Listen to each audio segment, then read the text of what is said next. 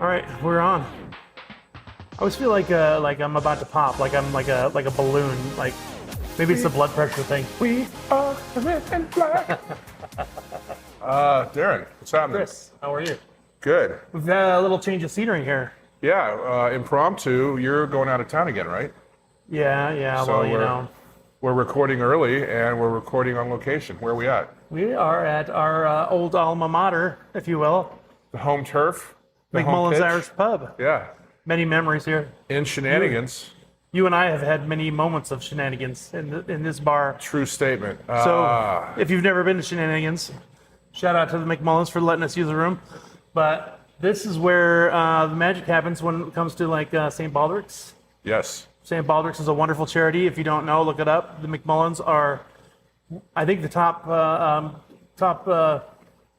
family for fundraiser for Las Vegas. Yeah. If Right. not just Las Vegas, a lot in the country too. Yeah. Let's call this episode 20. Episode 20. EDC for most, Electric Daisy Carnival, but for you Vegas Day Drinkers Club members, exciting Darren and Chris. All right. EDC. I'm all about it. How was your day at work? You know, Vegas-y. Calls for a pint. Yeah. Feel like, Cheers. We had a feel little like John Windsor should be here right now. Yeah, we had a little kerfuffle with our computers at work. Corporate America. Murphy, here you go, buddy. It is the Vegas Day Drinkers podcast, so What are you having? that's a black velvet, which is cider and Guinness, I'm having a little Smithwick's, but for those in the know, Smittix. Smithwick's, and this is Magners and Guinness, by the way. Yes. Flavor. Oh, the Magners. So delicious. Not to make this a love song to McMullens, but it's coincidental and funny that we go walk in here to record on Monday night, the 12th of May. And, you know, this place has got a lot of characters through the years, and the snug was Dublin John. Yeah, all the way from Just landed, left Dublin this morning, and John has come to the pub for years, always distinguished with like his appreciation of Coors Light's bottle. So Yeah.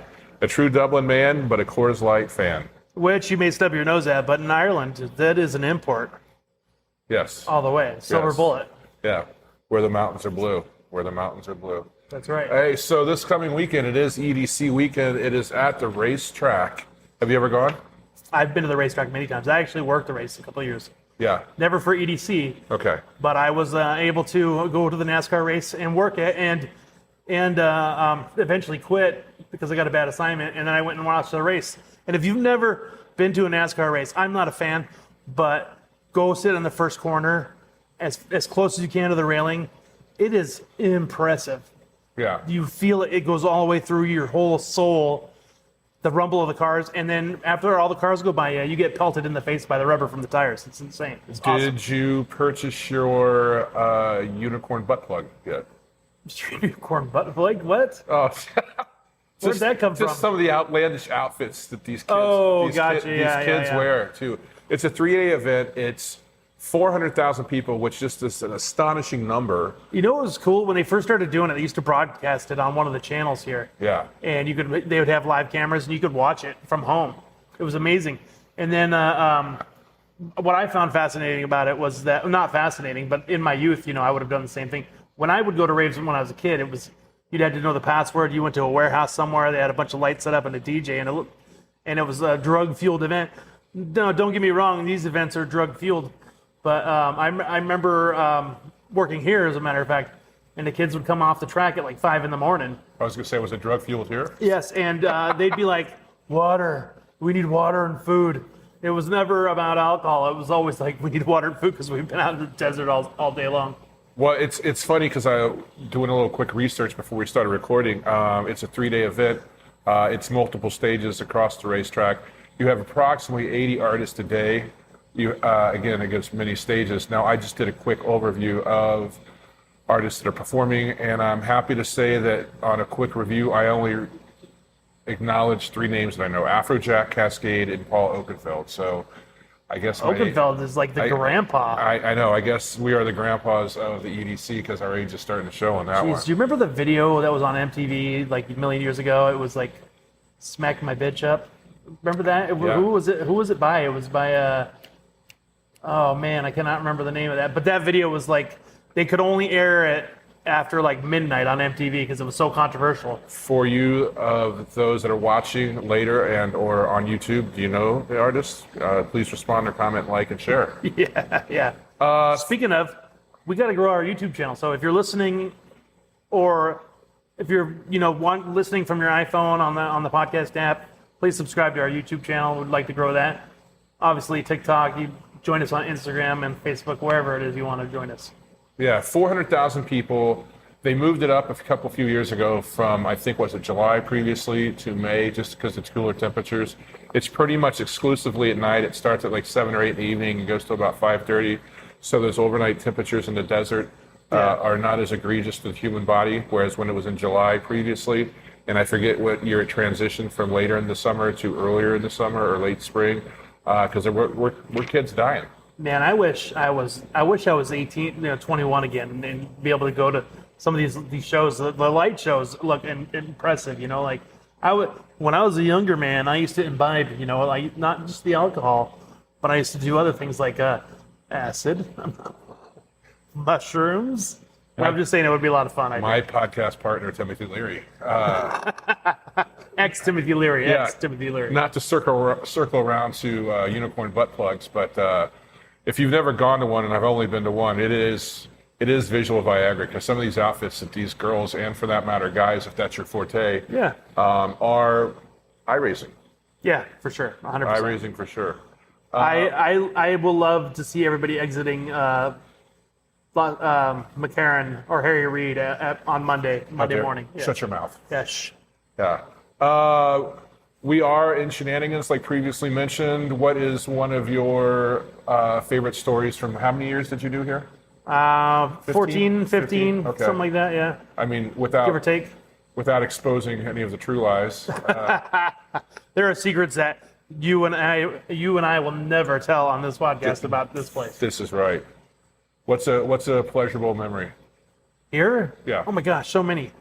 I just, like, there's a million, but just the one that just popped in my head when you said that was, again, St. Baldrick's, but having Robin Leach in here doing announcing, and then having Joan Collins in the room at the same time. What was his phrase?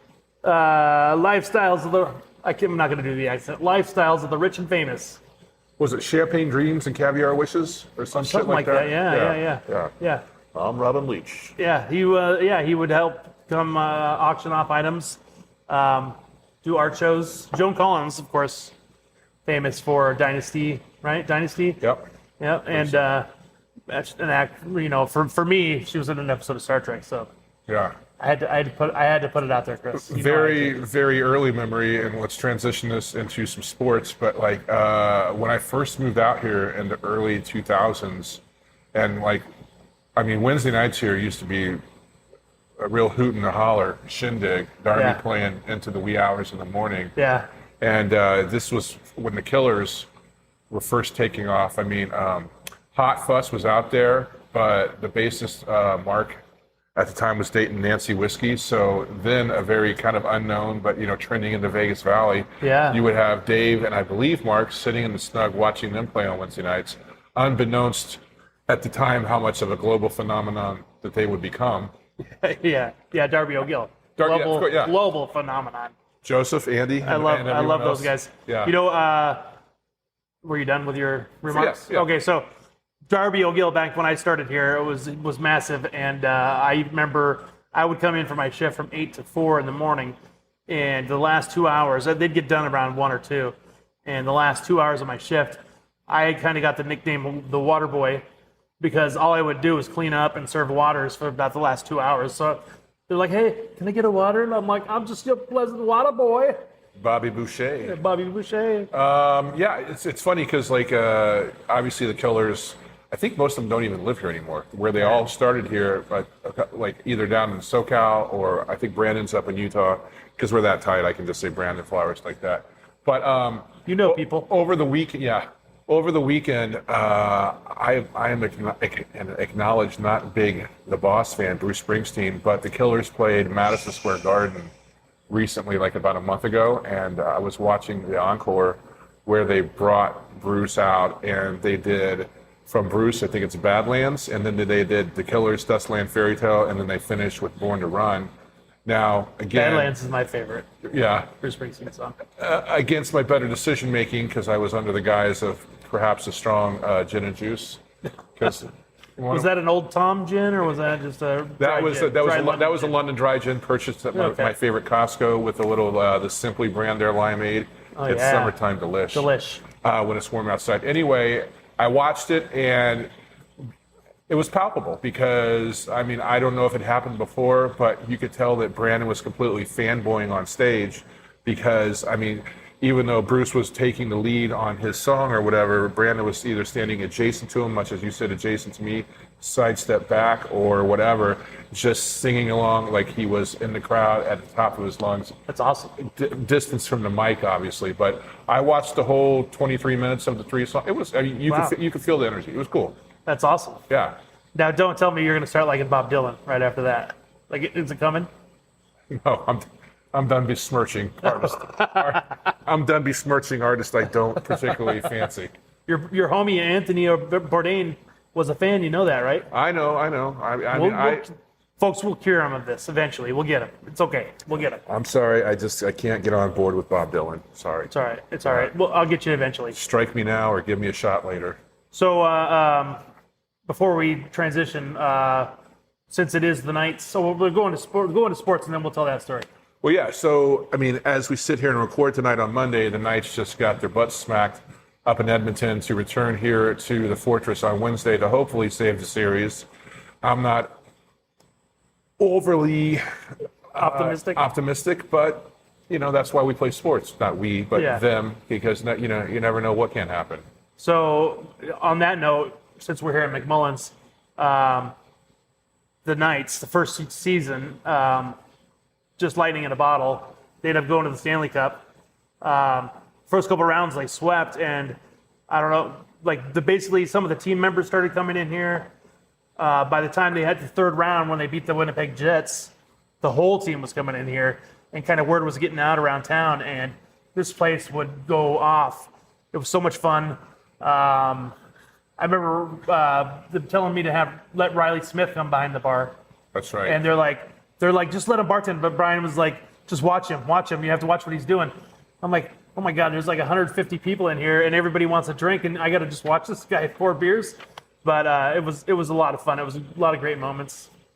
Yeah. I remember a friend of ours, Brian Murky, fanboying out when he saw Fleury. Right. And then he's like, "Do you think I could get a picture with Fleury?" I'm like, "Just ask him. He's just right here in the room.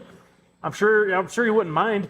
So Brian follows him into the bathroom and asks him in the bathroom if he can get a picture with him. I saw the picture. It's hilarious. Mark Fleury in the men's bathroom at McMullen's, smiling, taking a selfie with Brian. I'm sure if Brian Murky listens to this podcast, his first shout out is he follows another dude into the bathroom. It's the funniest thing in the world. But if you know anything about Marc-Andre Fleury, he is a very funny man. He doesn't drink.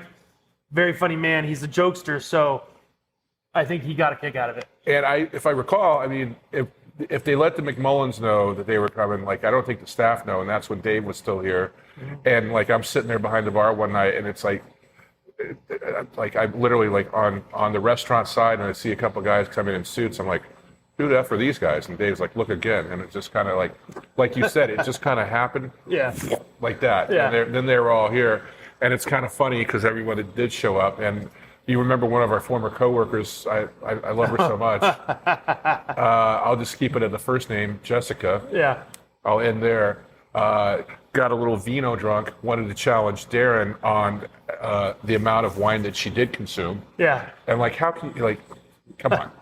She's like, I didn't have that much wine. Well, you all got the story. You know, we've bartended for a million years. You know, the one guy, he gets his tab at the end of the night, and then he's like, I didn't drink that much. And I'm like, you had 15 beers and 10 shots. No, I didn't. And I'm like, oh, clearly you have because you're arguing with me about it. But anyway. But yeah, so she gets vino drunk. She's got like her teeth are stained from the amount of Merlot she drank or whatever. And then she's convinced herself that Carlson is hot to trot for her. So she's like, he really likes me. She was like, Mikey likes me. Oh my gosh. And then much as you do that, you're sitting there and everyone's down in the snug, and then Brian McMullen does his best John Turturro and like sidles up next to her like, very, very sneaky, sir. Yeah. And just goes, I suggest you leave now. Which is just one of my favorite memories because she's stunned with her wine tap. Yeah. And then basically like, vamonos. Yeah. She had to find out quickly that William Carlson did not indeed want to have a night out with our friend. Yeah. That was pretty funny. Night of passion. Anyway, continue with the sports, Chris. Well, I mean, VGK, so they're struggling. I mean, the first series, you kind of thought they were going to like race right through it, and it took a minute. And this one, it's not looking good, but you know, hope floats. Harry Connick Jr., Sandra Bullock, great film back in the day. We'll see what happens. You never know. It ain't over till it's over. And if one door closes and another one opens, you know, the Aces are in their preseason. They're almost done with that, and I think their regular season starts May 22nd. I will say, Canada has every reason to want to take the Stanley Cup back home this year. I'm not going to say why. I'm just saying in general. Well, and I was talking to some folks at the bar tonight at the airport, and they were speculating, like, wouldn't it be interesting if it was a Toronto Maple Leaf Edmonton Oilers Stanley Cup? That'd be kind of fun. Because I'm not a huge NHL guy, but you and I both have very much good friends that are very, very well vested in the NHL, and I think that would be the first time in a long time that it would have been all Canada series. And I would be okay with that. I was just recently up in Victoria, a city that I love. It's beautiful, the waterfront there. Yep. Very nice. And then going back to the EDC thing, so that's this weekend. It's also the closeout weekend of the latest iteration of Dead and Company. So they're doing this next weekend is the closeout weekend after coming back from their tremendous success last year and doing again for a shorter run than they did last time. But you know, again, the Dead folk, I mean, they travel in gobs, and you know when they're in the city. And it was funny because we were talking about how when the Dead folk were in town a couple of weeks ago and WrestleMania Town, and those two different fan bases as they kind of like, interacted on the strip, and you have like these complete fanboys of The Undertaker, whoever the hell is the wrestler now. Yeah. And then Bob Weir on the other side, and it's like, whoa, man, hey. That's what's beautiful about Vegas. You never know what's going on here in town. I can only imagine what Bouillabaisse is going to be cooked up this weekend with 400,000 kids that are going to EDC land, and then you have approximately 65, 70,000 people. I'm going to tell you, I don't think the bars are going to be packed here. True statement. I think it's going to be a lot of rooms and late night eating. Yeah. Yeah. Yeah. So yeah, Dead and Company wraps up again their latest iteration at Sphere.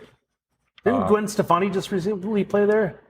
I don't know. I don't think so. I saw a video on one of the socials, and I was like, and it was the Sphere. Yeah. But I'm at a loss. Maybe it was a private event. Perhaps. I mean that's another thing, right? Yeah. Yep. You were telling me today that today was first day one of getting rid of junk fees. Yeah. So they're not okay. So technically, they're not getting rid of junk fees. They just have to advertise it up front. So there's a lot of people that are saying, oh, they're getting rid of the junk fees. They're getting rid of it. No, they're actually not. They're just pre-baking it in. So if you go to book any hotel now, there's not going to be any surprises. Like, you're going to get the price up front. So at least until they figure out a workaround, I'm sure, because these corporations would love to do that. But you know, I don't know if you've ever had that experience where you book a room, you get it for like $80. You're like, yeah, it's a great rate. You fly to Vegas, you go to check in. All of a sudden, it's $160 a night, and you're like, what the? And they tack on all these junk fees, which is like resort fees, parking fees, whatever. I think they can still get away with parking fees. Really? But not. I mean, junk fees. obviously in the Vegas Valley, you know, I've been here 21 years. You've been here a little bit longer. It's been a sore point for at least a decade, where people, it's just another workaround. It's kind of a shiesty thing they do. Yeah. I mean, is this just the bonus structure for upper the best thing about it was that this is not like political, but the Biden administration did it, and then it rolled over. It was going to be enforced by the Trump administration, and they both agreed, and they're moving forward with it. The Trump administration could have said, no, we're not going to enforce this, but they're going forward with it. And, so that's something that, amazingly, that we as all Americans can agree on. That shit's bogus, and Ticketmaster in particular is another one. Yeah. Where now, if you go to book on Ticketmaster, the price is all in. So there's no more. They can't hit you with a tax at the end, but that's it. Because I was just talking to a guy that was going. He had recently transplanted himself from Portland, and he and his wife. She's from somewhere outside of Pittsburgh originally. They had bought their first home in Pittsburgh, and he came out here for the weekend to see the Dead Company, and he bought a last minute ticket. He was watching the app, and he was saying, I think he was in the 300 or 400 level, and he was like fully committed, like just over $200 to buy the ticket. And then it goes to checkout or whatever, and like with fees and everything, it bumps it up another $87. I mean, another third of the price basically. Yeah. Of the ticket. You're like, whoa. And they still have ways of scamming you. Like they'll ask you if you want to add insurance to it, and they'll take you all the way up to the checkout point. And when you click the little button, if you say you want the insurance bills you separately, so it's not even part of the transaction. So like if you buy a $300 ticket, it's like 10%, so it'll be add another $30 onto the ticket as a separate fee. So they'll still do that to you, and it's wacky, but whatever. I have a lot of conversations at the airport. You have a lot of conversations at the airport. I want to give a shout out. I met a nice couple a couple of days ago. I believe their names are Sam and Kat. They were out here for a waste management convention. That's a thing. I guess that's a thing. Because you never know who's going to... Wasn't Tony Soprano like one of the waste management guys? Exactly. You see what happened to him. Yeah, so exactly. Don't stop believing. Don't mess with waste management is what we're saying. 2 things I know, Poland dents and blowjobs. And that's where that stops. But no, they were here. They live in Tucson, and they own a small waste management company, 12 trash trucks, basically. And I didn't even know that it was a thing anymore because I thought like pretty much trash was all multi-conglomerates. But there's the municipality of Tucson, and then there's the surrounding area, and that's where they live and thrive. And they were out here looking. This is the first time they're doing it. And I was telling them about Vegas Day Drinkers and kind of like where we're at, where we're going, what we're kind of working on is probably not as expeditiously as we should be. But I mean, I sent you a snapped image the other day of a potential first joint venture or an on-strip, if you will, event that could be pending in the coming weeks. That's all I'm really going to say about that. We talked about it before we started recording, but that's kind of like the North Star where we're taking some things. So if you haven't subscribed yet or sent me your email, I'm going to put out a top 5 bars you need to check out in Vegas in 2025 PDF on the showme.vegas page. And we got some cool games we want to do, some fun things we're going to plan out. Yeah, so we're going to grow this thing, and it was just kind of reassuring because I sent that to you on Saturday night, and it's funny because straight away Darren texts me back and goes, and so it begins. And so it begins. And I'm like, hail to sunshine. But again, it just shows that what we're doing here, I mean, it's not just 2 dudes sitting in their bar black, drinking a pint in a dark back room. Yeah, so, everybody's got a podcast now. Yes, we get it. Do you have a podcast? I have a podcast. Yes. Yeah, weird, isn't that weird? Yeah, so weird. Yes, we get it, but we're gonna provide more than just a podcast. It's not gonna be 2 dudes talking. We're gonna provide fun. We're gonna provide experiences. We're gonna let you people come have a good time with us because you can see how much fun we're having right here.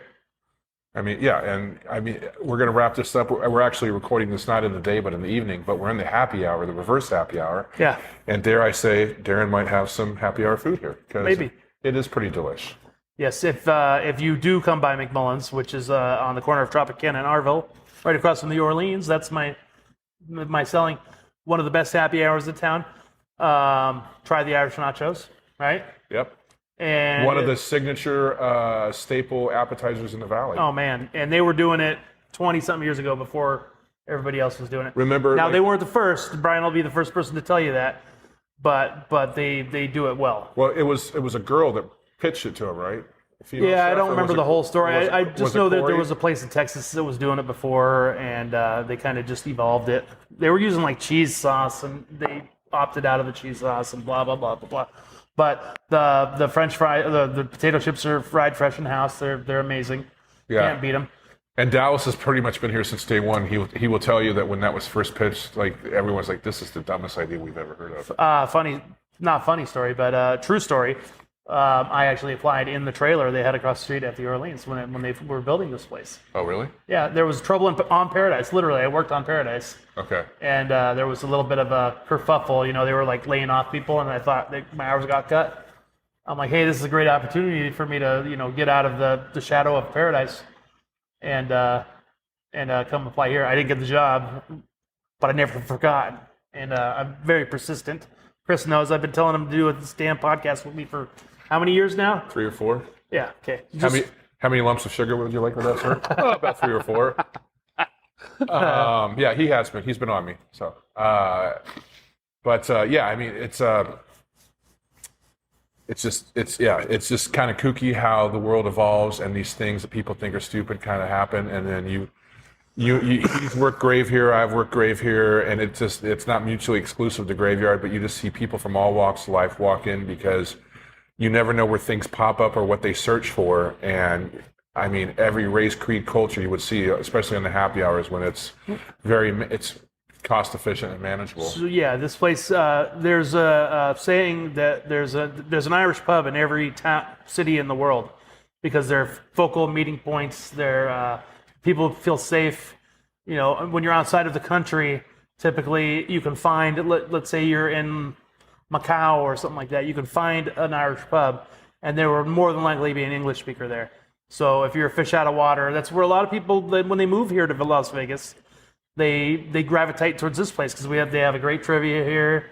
It's a great meeting spot. You know, if you want to meet somebody that you don't really know, it's a great place to meet up because you can kind of hide in the nooks and crannies of the place, or you can sit in the middle and be right out there for everybody to see. It's all about what you want. You know, and as we sit here, I was thinking about a story that circulated through my head today. There's a few Funko Pops over my shoulder here of Liverpool players and former coach Klopp. And then that made me think about Ted Lasso and a We Degree. Mm-hmm. I served a girl that came up to me today, and I've switched out currently. I have to obviously wear my credentials at the airport, but I've got a Vegas Day Drinkers lanyard, so does he. But I don't currently wear my Chiefs one, and she comes up and I ID her because she looks young enough that I should have ID'd her. And she's from Lee Summit, Missouri. So whenever I get somebody from Kansas City, I just don't instantly jump on them. I'm like, oh, from Kansas City. I just said, what's your favorite barbecue in Kansas City? Or a talking point, just to kind of get them going. And get to see where they're at. And so she's like, well, it depends on what mood I'm in, which I perfectly accept. That's conjecture. But she just goes on and on. She goes, yeah, we're really on to something there in Kansas City. And she never thought to think for a second, maybe I was from Kansas City, because I did ask her a couple specific questions. Yeah. And then that made me think in that moment, it was kind of, you told me earlier the day was, you just said kerfuffle, but of a bit of chaos with the POS systems. And it seemed to have settled down by the time I got there at 3. So it was a rather chill Monday, but I was like, you know, to the line of Walt Whitman via Ted Lasso, be curious, not judgmental. And I'm like, you know, she didn't even stop to think for a quick second, you know, like maybe I'm from Kansas City or whatever. She just went about her way like, doo-doo-doo, you know, and I'm like, if you would have thought, you know, like just get out of your own space. And she wasn't an influence or anything like that. She was very nice, but I'm just like, I mean, obviously. I had a guy today, Chris. Well, finish your thought. No, that's all. That's all. I had a guy today. He came up and ordered a beer for me. And I was like, oh, so from Florida, huh? And he's like, how the heck did you know that? I'm like, what? I'm like, when you open your wallet. Tan lines. When you open your wallet, I can see your ID on the inside when you're pulling the credit card out. Yeah. He's like, oh, wow. And I'm like, so going to Wichita, huh? And he's like, how did you know that? I was like, it's the only flight going out right now. So I pretty much assumed because you're in this part of the airport. And kind of like last thing, you know, before we get to cheers and start to wrap this one up is like, we've talked about this previously in another podcast briefly, but it kind of came up again in like local bar banter. Does the staff make the bar or does the bar make the staff? And, you know, I mean, obviously if you're going to a corporate chain or like a fine dining or whatever, I don't know, because I don't think you and I have different views on this, but some people think that, you know, that they should go to a restaurant just because the food's that good and whoever's the staff. So I'm gonna go to, and this may sound cliche, but I'm gonna go to Brian McMullen on this one. Is he here? No. Oh, okay. No, but we've had meetings in this back room many times, and you know what he always used to say? What did he say? He said, "If I make money, you make money. If you're making money, I'm making money. It's a symbiosis." He's like, "Yeah, do I want to make all the money? Of course I do. It's my bar. I built it." but I'm happy that you're doing well because that means I'm doing well. And that's a pretty good life lesson when it comes to a bar. If you feel like if you're the only one selling it and you're the one that does all the work, then you might need to get over yourself, I think. Yeah. Or maybe reassess where you're working, because that might be you're not at the best place in the world. So, your thoughts, Chris? I think I just killed you right there. I think that's the most politically correct answer you've ever given me, Talk Soup. Where usually you could go, or yeah, lean all the way left or all the way. Wow, let me take off my seatbelt. Yeah. I don't know. You want to walk into a place, and I think I've referenced this. My friend Steven Gatto said before. He goes, how I judge, especially out here in Las Vegas, where it can be very cliquey. And he goes, how I judge a good bartender? He goes, I sit down at the bar. I don't sit in front of a machine. I order a sandwich and a Mountain Dew, and I see how I'm treated. I'm not going to be VIP because I'm in $200 or whatever, or this and that. It's just, and I kind of get that. And then obviously you've made friendships across the bar. I've made friendships across the bar, and we pick and choose who we see. It doesn't necessarily correlate. Now, when I think what you're more talking about is like a typical tavern bar where there's usually just one bartender, one cook, 15 seats, maybe one server for a lunch crowd. Yeah. Brian McMullen has built something pretty great here. He has a full staff. Sometimes there's 12 people on staff any given day if there's like sporting events. So it's a little bit different. And I think maybe a bigger point I think about too. And this is also family owned. Sure. So when you're in a corporate space, they don't really care. They're at home looking at the numbers, the spreadsheets. As long as they're making money, they don't really care. And we had my friend Scott and Amy were in town a couple weeks ago, and we had a quick catch up down at Mona Mica B. And Survey loves Mona Mica B. He's gone there for years. I really appreciate it too. Great patio, obviously one of the top earning restaurants in not only Las Vegas but the country. Well, that's when you're talking business, you're talking location. Sure. They literally have one of the best locations in the world. Of course. Yeah.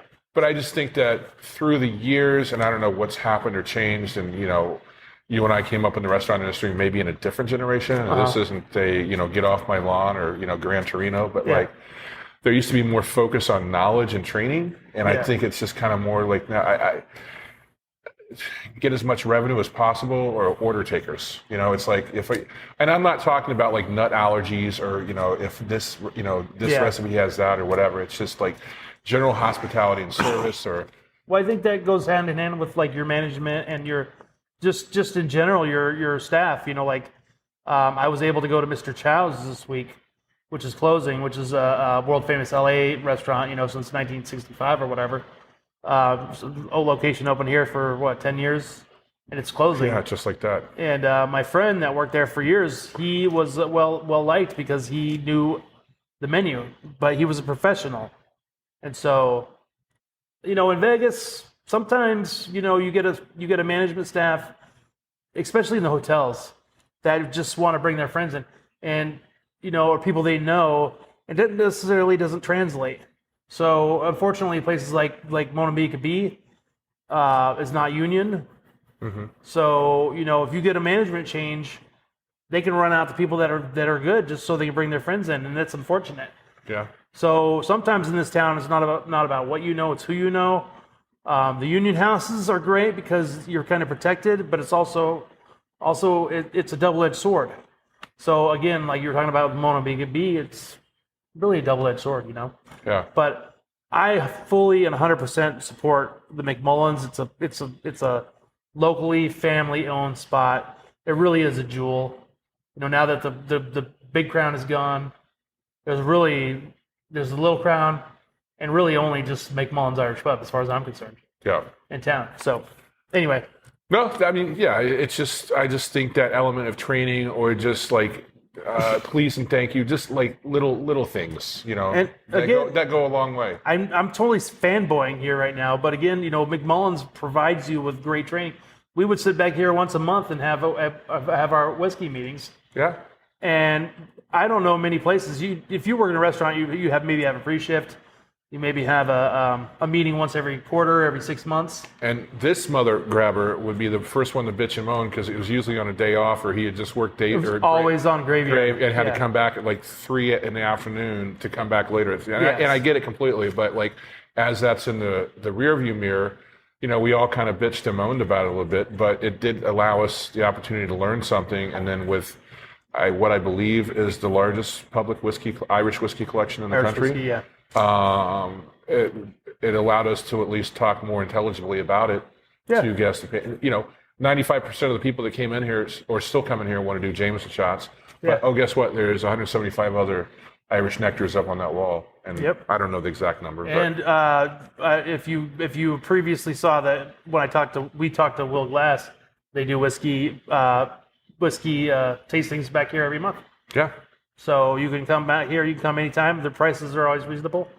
But enough about McMullen's. Let's do cheers. Yeah. Did he cut you a check before we sat down? No, I just have a lot of love for the family. I get it. And obviously I do too. But yeah, it's just I think that's what's missing in the sector. And as we go forward in time, in these places, as the Vegas Valley grows, and there's more restaurants than ever, there's just more of whatever, that it's noticed in the city, and I don't think it's necessarily the right way of where we're going as hospitality professionals, or as... I 100% support bartenders in this town.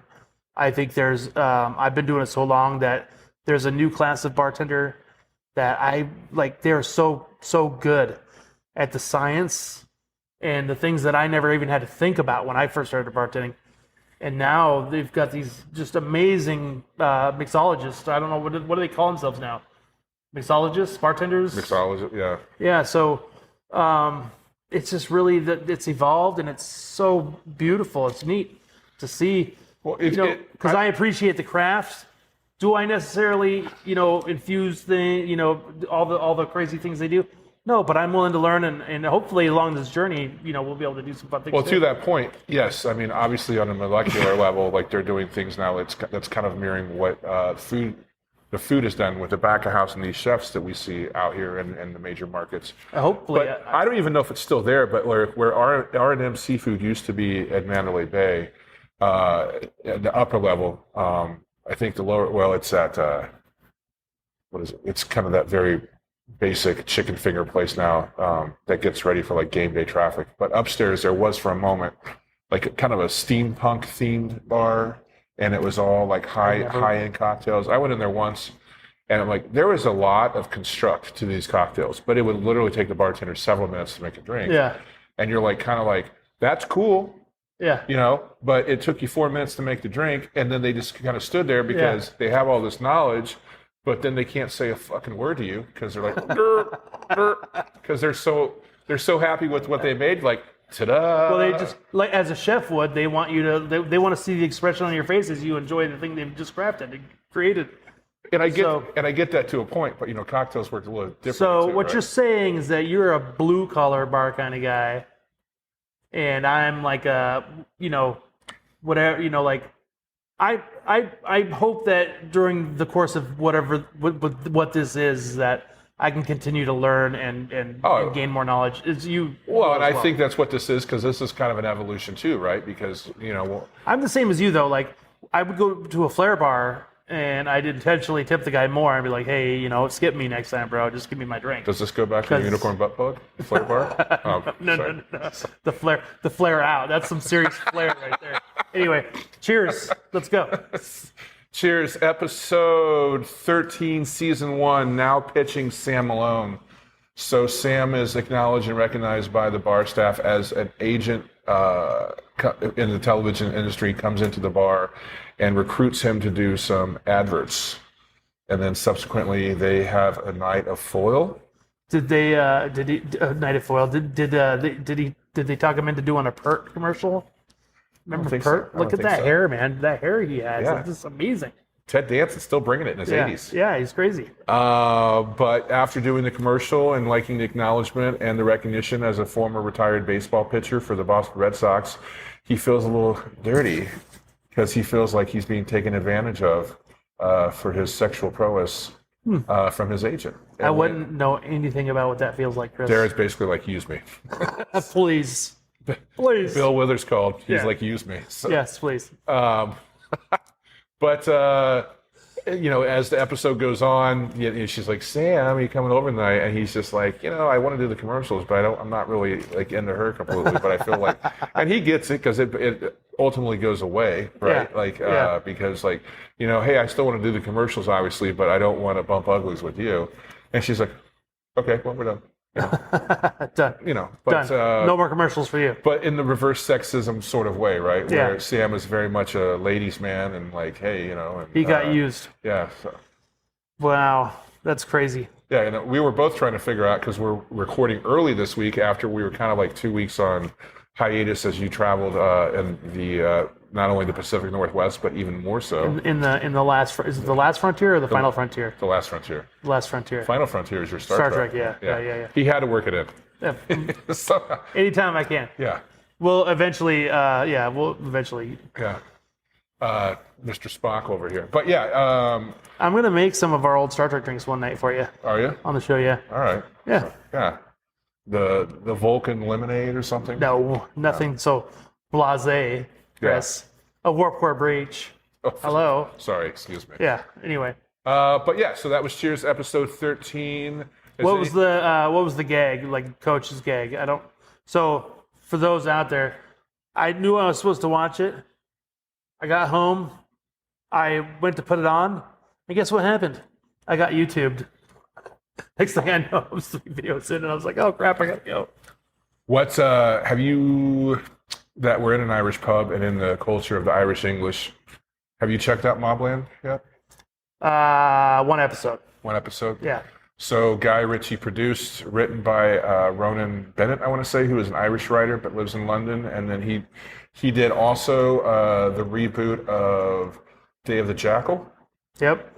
That's on Peacock, which I try to watch an episode. Guy Ritchie has a pub. Did we talk about this on the show? I think we did. I think we did. Yeah. You went in England. Yeah, Lore of the Land, which is right by the British Museum. Basically, our friend Steve Kay, who's been mentioned in the podcast before, went the day before I got there and had a chance to meet Mr. Ritchie, but also apparently they were saying that his mansion that is around the corner from the pub is basically kitted out just like the pub. So if you if you were invited to his house, his home, his pub basically looks the same vis-a-vis. Now we just need to make my house look like a pub. So next time you watch an episode, it will look just as swimmingly as this. What was Terry Scott's pub called in his house? The dog something? The Dog's Bollocks. The Dog's Bollocks. Yes. Yeah. Eventually I'll get the set done in the house. But life, people, life. But it takes a lot.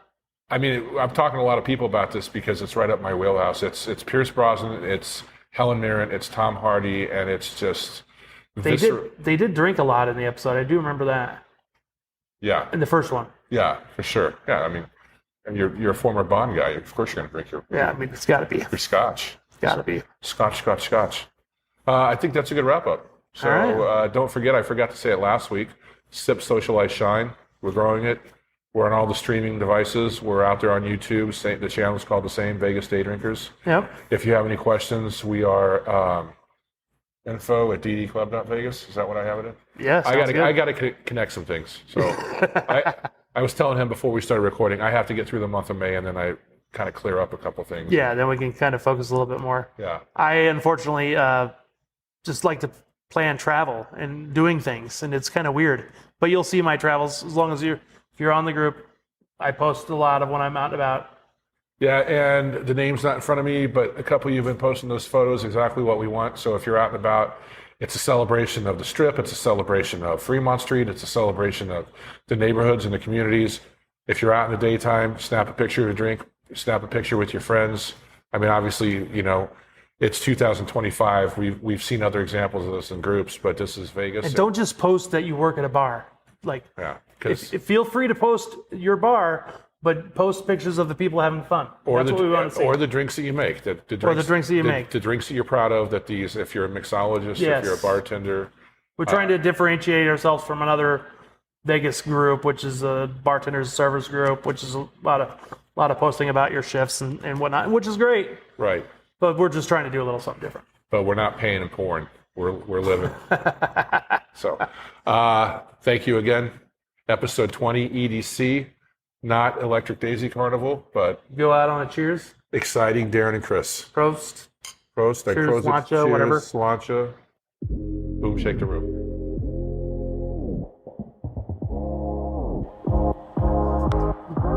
Awesome. Snakes. Snakes on a